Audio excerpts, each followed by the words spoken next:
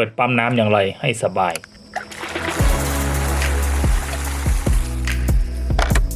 เมื่อเข้าถึงหน้าหนาวพ่อแม่ผมก็จะลงทุนในหอมเทียมในทุกๆปีที่หวังว่าราคาหอมเทียมนี้จะดีดเหมือนราคาบิตคอยน์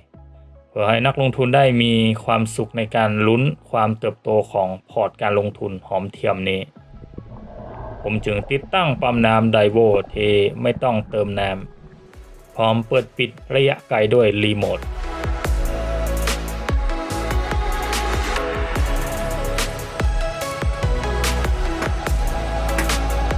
สเปคปั๊มไดโวบอกว่าความแรง900วัตต์ขนาด2นิ้วปริมาตรน้ำ160ลิตรต่อนาทีนี่คือวัดจากหน้าปั๊มเด้อส่งสูง40เมตรส่งถึง40เมตรแต่น้ำไม่ไหลแล้วนะยิ่งไกลยิ่งสูงปริมาตรน้ำก็จะน้อยอย่าไปส่งสูงเกิน10เมตรไกลเกิน200เมตรก็จะได้ปริมาตรน้ำ100ลิตรต่อนาทีและตัวรับสัญญาณรีโมทที่บอกว่ารับกระแสสูงสุดได้30แอมป์นี่คือรับได้ชั่วคราวนะครับถ้าจะโหลดต่อเนื่อง10แอมป์ก็สุดยอดละและที่โวยิ่งกว่าก็คือระยะรับสัญญาณ 2,000 เมตรนี่คือไม่มีอะไรบังเด้อเขาไม่ได้บอกไว้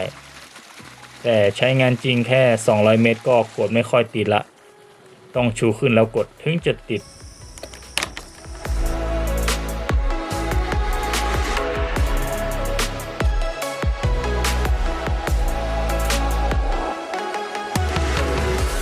สุดท้ายนี้จงจำไว้เสมอว่าสเปคที่บอกคือหลอกเสมอคิดคำนวณแค่ครึ่งหนึ่งของสเปคที่บอกก็จะได้ของที่ทรงพลังและใช้งานได้ยาวนานสวัสดีครับ HJ สารพัดสร้างนวัตกรรมแบบบ้านๆ